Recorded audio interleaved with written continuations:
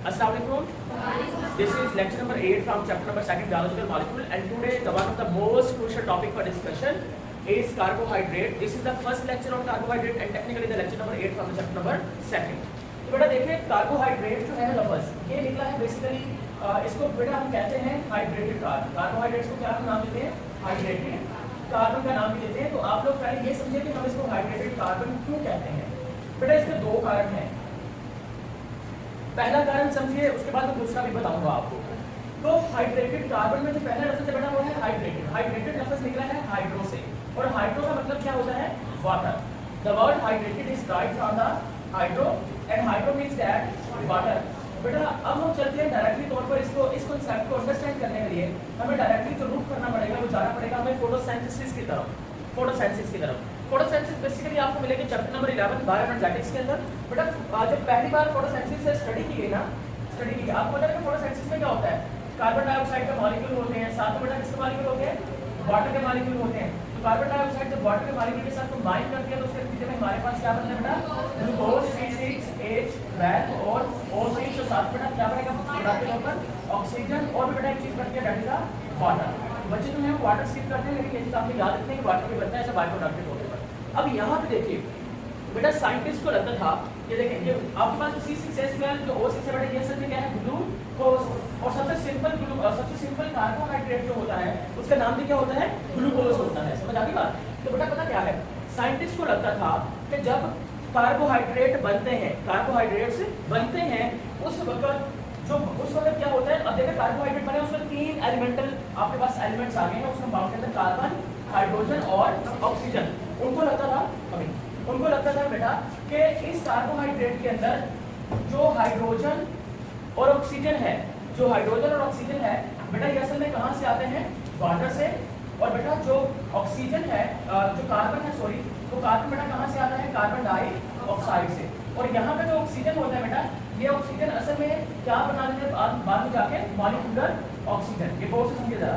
बेटा पुराना कॉन्सेप्ट था ना, वो ये था, पुराना कॉन्सेप्ट हमें ये कहता है कि जो कार्बोहाइड्रेट जो फोटोसिंथेसिस के मैकेनिज्म के केमिकल रिएक्शन के दौरान जो ग्लूकोज का मॉलिक्यूल बनता है वो ग्लूकोज का मॉलिक्यूल तभी बनेगा जब कार्बन डाइऑक्साइड से क्या आएगी? कार्बन, और वो कार्बन आगे किसके साथ मिल जाएगी? वाटर के साथ। ठीक है। अब यहाँ पे देखिए हाइड्रेटेड कार्बन का मतलब क्या होता है? हाइड्रेटेड कार्बन का मतलब ये होता है कि आपने कार्बन को किसके अंदर मिक्स कर दिया है? वाटर के अंदर। तो बेटा कार्बोहाइड्रेट बुनियादी जो कार्बोहाइड्रेट का बुनियादी सोर्स होता है वो क्या होता है? Photosynthesis on the basis of it. और इसी की बेस के ऊपर बेटा उन्होंने इसको क्या नाम दिया? कार्बोहाइड्रेट जो होते हैं वो क्या होते हैं? Hydrated carbon. कार्बोहाइड्रेट्स क्या होते हैं? हाइड्रेटेड कार्बन होते हैं, क्योंकि उनका मानना ये था कि ये असल में जो कार्बोहाइड्रेट है उसके केस के अंदर वाटर मिल जाता है किसके साथ? कार्बन के साथ। तो उसी की बेस के ऊपर उन्होंने इसको हाइड्रेटेड कार्बन का नाम दे दिया। Is it clear? समझ आ गया सारी बात? लेकिन 1940 के अंदर एक बहुत ही यंग लड़का था, उसका नाम था नील। ठीक है, नील बेन हाइपोथेसिस एक शार्ट क्वेश्चन है बेटा आपकी इसी बुक के अंदर। उसने साबित कर दिया था, उसने साबित करके दिखाया कि भाई जो ग्लूकोज होता है, ग्लूकोज के अंदर जो ऑक्सीजन आ रही है ये बेसिकली जो ऑक्सीजन है बेटा ये वाटर से नहीं आती। ये ऑक्सीजन कहाँ से आती है? कार्बन डाइऑक्साइड की ऑक्सीजन होती है। जब उसने इस बात को एक्सपेरिमेंटली प्रूव कर दिया कि भाई वाटर जो है वो कभी भी मुकम्मल ग्लूकोज या कार्बोहाइड्रेट में नहीं जाता, उसके बाद फिर ये जो हाइड्रेटेड कार्बन का कॉन्सेप्ट है बेटा ये थोड़ा सा अपनी जो अहमियत है, सिग्निफिकेंस जो है इसमें लूज करना शुरू कर दी। Is it clear? जब एक बंदे ने टेक्निकली तौर पे प्रूव कर दिया कि ऐसा नहीं होता, उसके बाद एक्सपेरिमेंट उसने दिया, उसने ऑब्जर्वेशन दिए, उसके बाद बेटा ये जो कॉन्सेप्ट था ये पुराना होता चला गया। समझ आ गई बात? तो ये कॉन्सेप्ट जो अभी आपको मैंने बताया है हाइड्रेटेड कार्बन का बेटा ये एक पुराना कॉन्सेप्ट है। अब हम चलते हैं इसी चीज को, ये पुराना कॉन्सेप्ट जो है इसकी दूसरी डेफिनेशन की तरफ चलते हैं, और वो डेफिनेशन जो है बेटा वो कार्बोहाइड्रेट की एक केमिकल डेफिनेशन होगी। तो बेटा अब हम इसकी केमिकल डेफिनेशन को अंडरस्टैंड करते हैं। What is the chemical definition of carbohydrate? देखिए कार्बोहाइड्रेट की केमिकल डेफिनेशन को अंडरस्टैंड करने से पहले हमें बेटा जो चीज अंडरस्टैंड करनी चाहिए वो है इसके elements, that is the elements. तो हम इसके एलिमेंट्स को अंडरस्टैंड कर लेते हैं। बेटा हमारी इस किताब के अंदर बुनियादी तौर पर कितने मॉलिक्यूल्स हमने पढ़ने हैं? 4। अगर मैं आपसे ये पूछूं कि हमारी बॉडी के अंदर सबसे अबंडेंट मॉलिक्यूल कौन सा होता है? सबसे अबंडेंट मॉलिक्यूल कौन सा होता है? आपने कहना सर नो डाउट कौन सा होता है?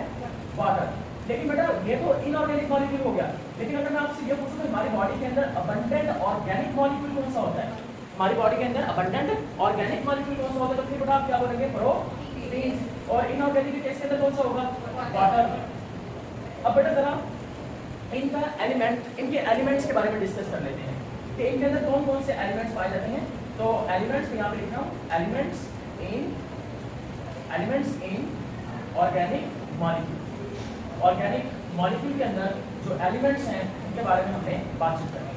नंबर 1, तो पहले एक ऑर्गेनिक मॉलिक्यूल लिखूंगा मैं यहाँ पर कार्बोहाइड्रेट।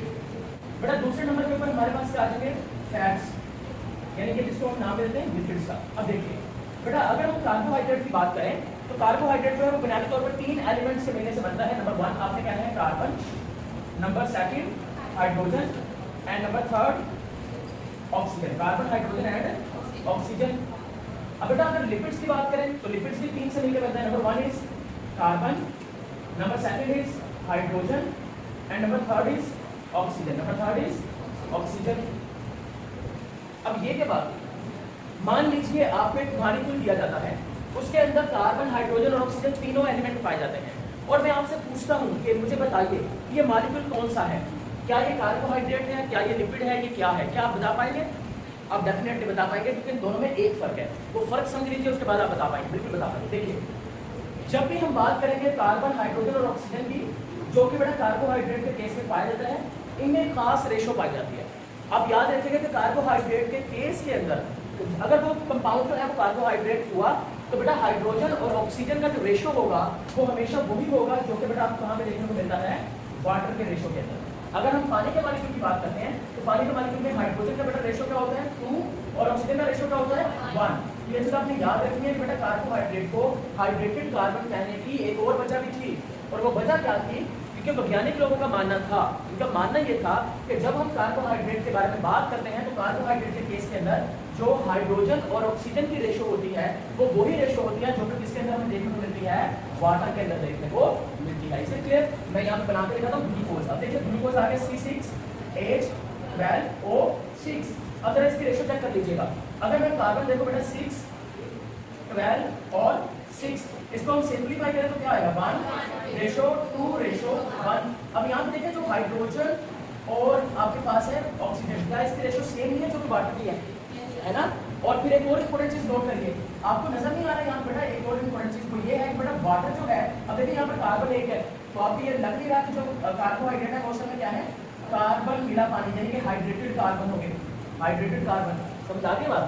तो कार्बोहाइड्रेट को हाइड्रेटेड कार्बन के कहने के 2 बुनियादी एस्पेक्ट्स थे, और वो दोनों बुनियादी एस्पेक्ट में से पहला एस्पेक्ट मैंने आपको फोटोसिंथेसिस वाला बताया, और दूसरा एस्पेक्ट जो है बेटा वो उसके फार्मूला के अंदर बेस करता है, उसके स्ट्रक्चर में बेस करता है। Hope sir display. अब बेटा हम फैट्स को कैसे डिफरेंशिएट करेंगे? आपने कहना है कि सर यहाँ पर बहुत आसान है इनको डिफरेंशिएट करना। क्यों? क्योंकि आपने कहना है कि जब हम फैट्स की बात करेंगे तो फैट के केस के अंदर जो कार्बन और हाइड्रोजन होते हैं इनकी जो रेशो होती है बेटा वो बहुत हाई होती है। इनकी रेशो क्या होती है? बहुत हाई होती है as compare to oxygen, as compare to oxygen. Is it clear? मैं एक एग्जांपल देता हूँ। एग्जांपल बेटा हमारे पास आगे कार्बोहाइड्रेट फैट में लिखने वाला हूँ यहाँ पर C57H110O6। बेटा ये है ट्राइस्टेरिक एसिड, ट्राइस्टेरिक एसिड जो कि एक क्या है, जो कि हमारे पास एक फैट है। अब इसमें गौर करिए जरा, इसमें एलिमेंट्स तो कोई है, जैसे कि ग्लूकोज के केस के अंदर आपने एलिमेंट्स कौन कौन से देखे, कार्बन, हाइड्रोजन, ऑक्सीजन। इसमें भी कौन से हैं? Carbon, hydrogen, oxygen. लेकिन एक चीज आपने नोट की, इसमें कार्बन और हाइड्रोजन जो है वो अमाउंट में क्या है, बहुत ज्यादा, और ऑक्सीजन अमाउंट के अंदर क्या है, बहुत कम। So on the basis of this aspect, तो इसी एस्पेक्ट के बेस के ऊपर आप लोग क्या पाएंगे कि कार्बोहाइड्रेट के अंदर जो एलिमेंटल कंपोजिशन रहती है या एलिमेंट की जो परसेंटेज रहती है, जो कंपैरिजन रहता है वो कंपेयर डिफरेंट रहता है बाकी सबसे। Is it clear? समझ आ गया आपको? अब हम तीसरे मॉलिक्यूल की तरफ चलते हैं, और हमारा तीसरा मॉलिक्यूल कौन सा है? प्रोटीन। कौन सा है? प्रोटीन। अच्छा यहाँ पर एक और चीज देखिए, कार्बोहाइड्रेट्स की बात कर लूँ या मैं फैट्स की बात कर लूँ, इन सब के अंदर जो कंपल्सरी एलिमेंट है, इन सब के अंदर जो प्रिंसिपल एलिमेंट है, जो कंपल्सरी एलिमेंट है वो कितने हैं? 3 हैं। लेकिन ये कोई हार्ड एंड फास्ट रूल नहीं है कि इसके अलावा इनके अंदर प्योर एलिमेंट नहीं हो सकता। इसके अंदर प्योर एलिमेंट भी हो सकता है, इसके अंदर प्योर एलिमेंट भी हो सकता है। लेकिन बेटा अगर मैं आपसे ये कहूँ, मैं कहता हूँ carbohydrates is made up from carbon, hydrogen. Carbohydrate is made up from, ये मैंने ऊपर लिखा, नीचे बेटा मैं लिख के देता हूँ कार्बन, हाइड्रोजन, ऑक्सीजन, ये लिख के देता हूँ, या फिर मैं नीचे लिख के देता हूँ other element may be present, नीचे मैं लिख के देता हूँ other element must be present, नीचे लिख के देता हूँ A एंड B। तो बेटा आपका राइट ऑप्शन जो होगा वो क्या चूज करेंगे? A चीज़ याद रखिएगा, मैंने यहाँ पर इंग्लिश जब मैं इस्तेमाल कर रहा हूँ तो मैंने एक लफ्ज़ इस्तेमाल किया है, वो क्या है, मे बी प्रेजेंट। क्या मैंने लिखा है, मे बी प्रेजेंट। तो बेटा इनके अंदर दूसरे एलिमेंट मे बी प्रेजेंट हो सकते हैं, मस्ट बी प्रेजेंट नहीं हो सकते। तो इसमें डिफरेंशिएट कर लीजिएगा कि मस्ट बी का मतलब होता है मौजूद होंगे ही होंगे, उसके पीछे कोई शक शुबा नहीं है। लेकिन जब मे बी लफ्ज़ आ जाएगा तो मे बी का मतलब हो भी सकता है और नहीं भी हो सकता। इसे क्लियर ना? आगे चलते हैं बेटा, अब हम चलते हैं प्रोटीन्स की तरफ। प्रोटीन्स की बात करें तो प्रोटीन्स के अंदर जो बुनियादी तौर पर हमें एलिमेंट्स देखने को मिलेंगे, उन्हें बेटा एक देखने को मिलेगा कार्बन, फिर आपको देखने को मिलेगा हाइड्रोजन, फिर बेटा आपको देखने को मिलेगा ऑक्सीजन, और आपको देखने को मिलेगा यहाँ पर तीसरी चीज नाइट्रोजन, और फिर बेटा आपको देखने को मिलेगा सल्फर। आपको क्या देखने को मिल जाएंगे, सल्फर। Is it clear? तो बेटा ये चीज आपने याद रखनी है, ये आपको एलिमेंट देखने को मिलेंगे जिसके अंदर नाइट्रोजन के केस के अंदर। अब यहाँ पर एक और इम्पोर्टेंट चीज याद रखनी है, वो ये कि बेटा इसके अंदर जो कंपल्सरी एलिमेंट हैं वो कौन से हैं और जो पाए जा सकते हैं वो कौन सा है। अगर हम सल्फर की बात करें तो सल्फर इसके अंदर में भी प्रेजेंट हो सकता है, लेकिन बाकी जो है बेटा ये सारे के सारे क्या होना चाहिए, मस्ट भी प्रेजेंट होना चाहिए। Is it clear? ये आप चीज याद रखिए। इसी तरह से आखिरी हमारे पास एक बच गया है, that's name is nucleic acid. अब बेटा न्यूक्लिक एसिड कहते हैं इसमें, nucleic acid chapter number 15 class 10 biology, वहाँ पर आप लोगों ने पढ़ा DNA and RNA, transcription and translation. तो बेटा जब भी हम बात करेंगे डीएनए प्लस आरएनए दोनों के बारे में बात करेंगे तो हम इसको कलेक्टिवली क्या नाम देंगे, न्यूक्लिक एसिड का नाम देंगे। इसके अंदर जो एलिमेंट्स होते हैं बेटा उसको देख लेते हैं। नंबर 1 बेटा कार्बन देखने को मिलेगा, नंबर 2 हमें इसमें देखने को मिलेगा बेटा हाइड्रोजन। बेटा कार्बन और हाइड्रोजन सबके अंदर कॉमन है, अगर कॉमन पूछ लेना सब में कॉमन कौन सा है तो कार्बन एंड हाइड्रोजन। क्यों? क्योंकि आपने कहना है कि सारे के सारे क्या हैं, और ऑर्गेनिक के अंदर कार्बन और हाइड्रोजन का होना कंपल्सरी होता है। तो बेटा देखिए कार्बन, हाइड्रोजन, तीसरी चीज बच्ची यहाँ पर आएगी नाइट्रोजन, और चौथी चीज आ जाएगी फास्फोरस। क्या चीज आ जाएगी, फास्फोरस आ जाएगी। तो बेटा ये जो आपके पास एलिमेंट्स होंगे they are compulsory elements of the nucleic acid. अब न्यूक्लिक एसिड के अंदर ये कंपल्सरी एलिमेंट्स को देखने को मिलेंगे। अगर मैं आपको ये कहूँगा कार्बन, हाइड्रोजन और नाइट्रोजन जो है ये किस किस में पाया जाता है, आपने कहना है कार्बन, हाइड्रोजन और नाइट्रोजन किसमें पाया जाता है, प्रोटीन और न्यूक्लिक एसिड, प्रोटीन और न्यूक्लिक एसिड में पाया जाता है। इज इट क्लियर ना?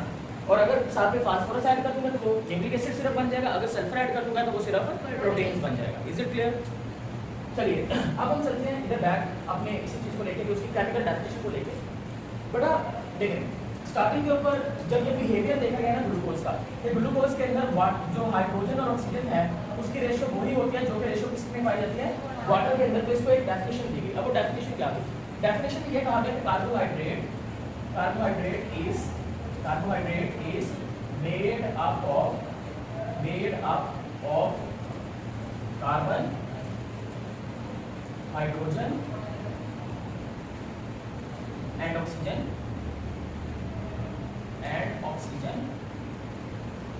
आगे बेटा लिखा गया है hydrogen and oxygen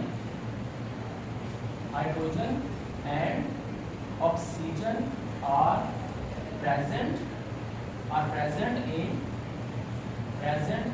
same ratio like that molecule of water। बेटा आप इस चीज को जरा अंडरस्टैंड करेंगे। ये चीज हमने ऊपर ही पढ़ी है अभी थोड़ी देर पहले। हमने कहा था कि इनको हाइड्रेटेड कार्बन क्यों कहा गया, वही चीज मैंने यहाँ पे लिखी हुई है कि कार्बोहाइड्रेट 3 एलिमेंट से मिलकर बने हैं, carbon, hydrogen and oxygen.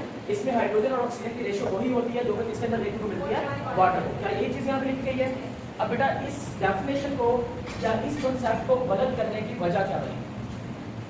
This concept is not much more applicable right now, ये अभी एप्लीकेबल नहीं है। रीजन एक बता देते हैं। रीजन है हमारे पास कुछ और कंपाउंड जो कि इस तमाम डेफिनेशन के ऊपर फिट होते हैं, अदर कंपाउंड्स। अब वो कौन कौन से हैं देखिए। आप लोगों ने पढ़ा हुआ है एसिटिक एसिड के बारे में, इसके बारे में एसिटिक एसिड के बारे में। अब एसिटिक एसिड का फार्मूला क्या होता है?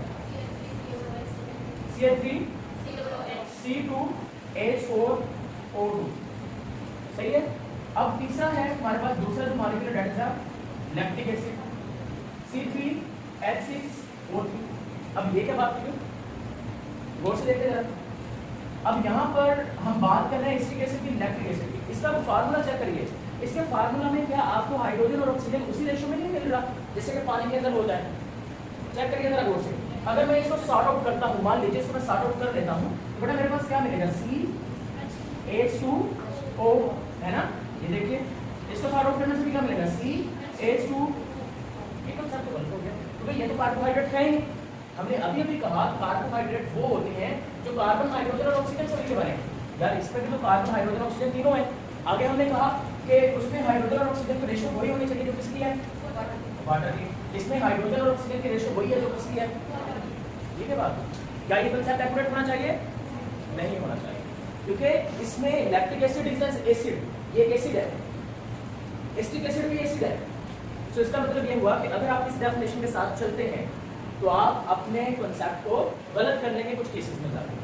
तो इसकी कोई अप टू डेट डेफिनेशन होनी चाहिए जो कि आज के दौर में एक्सेप्टेबल होनी चाहिए। अब हम चलते हैं इसके मॉडर्न डेफिनेशन की जाने। अब बेटा इसकी हिस्ट्री यानी कि पुराने कॉन्सेप्ट को से निकल कर हम जा रहे हैं किस कॉन्सेप्ट जाने, मॉडर्न कॉन्सेप्ट की जाने। अब मॉडर्न कॉन्सेप्ट क्या कहता है इसके बारे में देखिए, आप लोगों ने क्लास 10 के अंदर जो डेफिनेशन पढ़ी है वो मॉडर्न कॉन्सेप्ट पढ़ा है, आपने प्रीवियस कॉन्सेप्ट नहीं पढ़ा वहाँ पे ये कैसे काम करती है। हो सकता है आपने ये लफ्ज़ जरूर पढ़ा हो हाइड्रेटेड कार्बन, लेकिन मतलब नहीं पता होगा। अब देखिए मॉडर्न कॉन्सेप्ट क्या कहता है, मॉडर्न कॉन्सेप्ट कहता है कार्बोहाइड्रेट जो है it may be poly hydroxy aldehyde. आगे लिखते हैं यहाँ पे दूसरी लाइन के ऊपर, it may be poly hydroxy ketone and their derivatives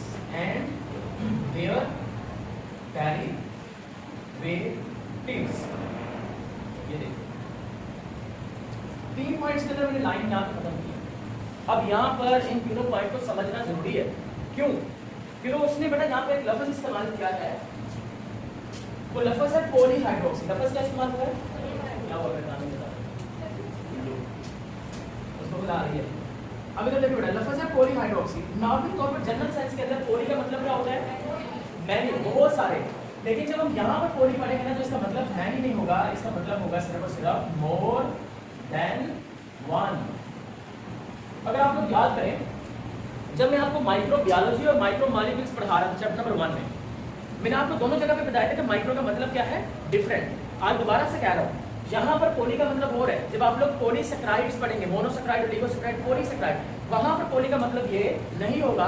तो आपसे ऑप्शंस में ये पूछा जा सकता है एमडीकैट के पेपर में कि भाई the word poly mean in polyhydroxy in case of carbohydrate. Carbohydrate case में पॉलीहाइड्रोक्सी में पॉली का मतलब क्या होता है, more than one, more than 10, many, few.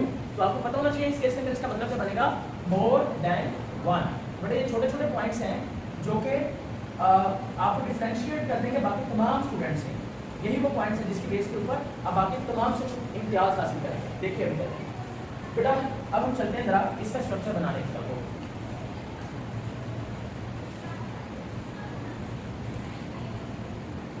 That is the structure of the acetic acid.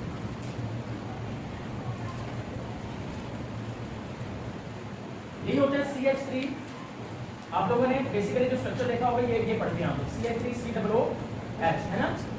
अभी देखिए C123H3 C ये O ये साथ में क्या आ गया OH, वही है।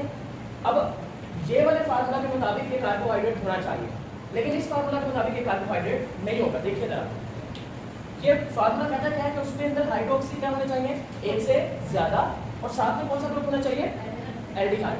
अब एल्डिहाइड ग्रुप की बात करें या कीटोन ग्रुप की बात करें, ये फंक्शनल ग्रुप है, लेकिन ये फंक्शनल ग्रुप किस ग्रुप के होते हैं, कार्बोनाइल ग्रुप के होते हैं। बेटा कार्बोनाइल ग्रुप कौन सा होता है, आप लोगों ने पढ़ा होगा C⋯O और दोनों साइड के ऊपर अगर फ्री होगा तो ये ग्रुप कौन सा होगा, कार्बोनाइल।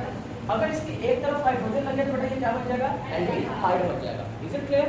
तो ये चीज आपको याद रखनी है। अब ये है कार्बोनाइल ग्रुप, तो कार्बोनाइल ग्रुप दो में डिवाइड हो जाता है, एल्डिहाइड और कीटोन ग्रुप में। बेटा अगली एक लाइन में समझ लीजिए, ये ऊपर वाले 2 पॉइंट समझ में आ गए।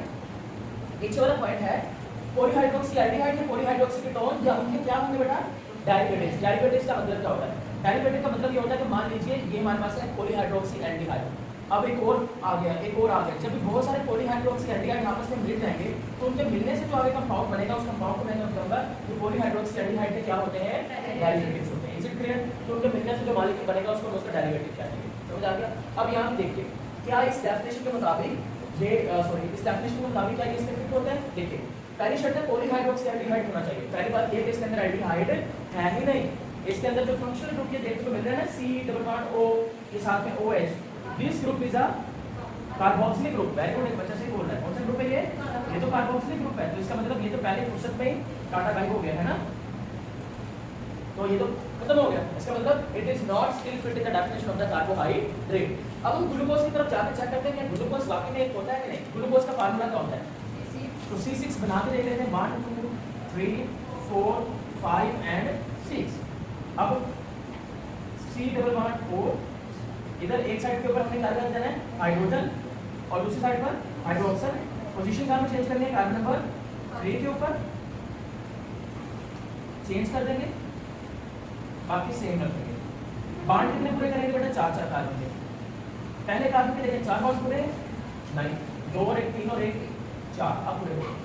अब जरा डेफिनेशन देखिए, पॉलीहाइड्रोक्सी। पहली बात, एक से ज्यादा हाइड्रोक्सिल होना चाहिए। 1 2, एक से ज्यादा हाइड्रोक्सिल हो गए, फिट हो गए।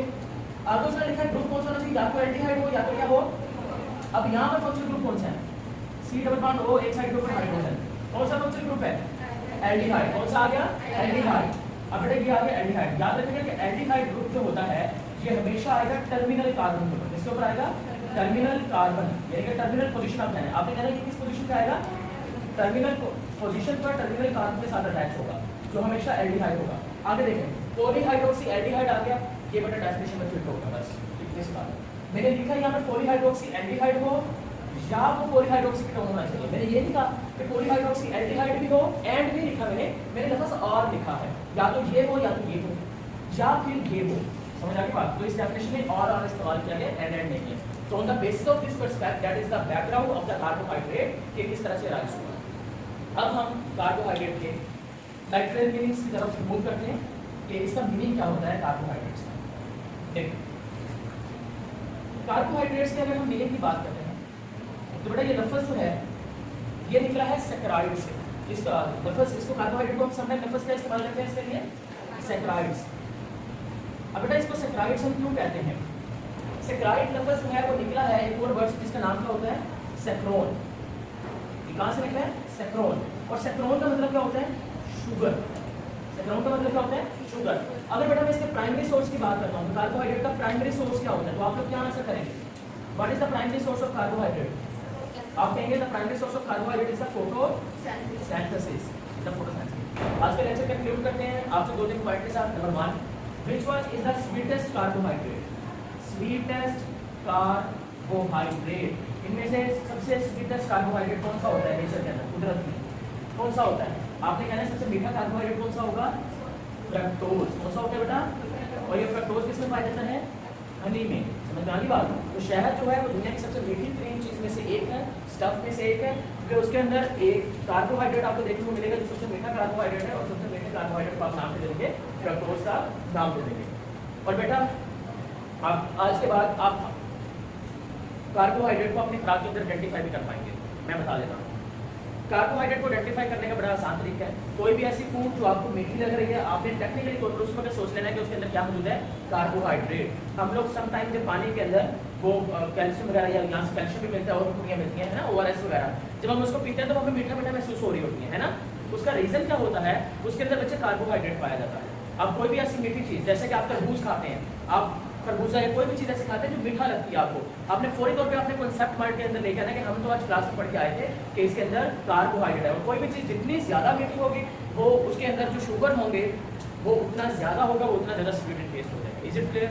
लेकिन दोबारा से कह रहा हूँ, ये कोई हार्ड एंड फास्ट रूल नहीं है कि हर कार्बोहाइड्रेट वाली चीज़ मीठी हो। कल के लेक्चर के अंदर हम इस चीज़ को जस्टिफाई करेंगे कि मीठी हो भी सकती है और नहीं भी हो सकती, पर अगर ना हुई तो किस बेसिस के ऊपर मीठा कंसीडर हो जाएगा।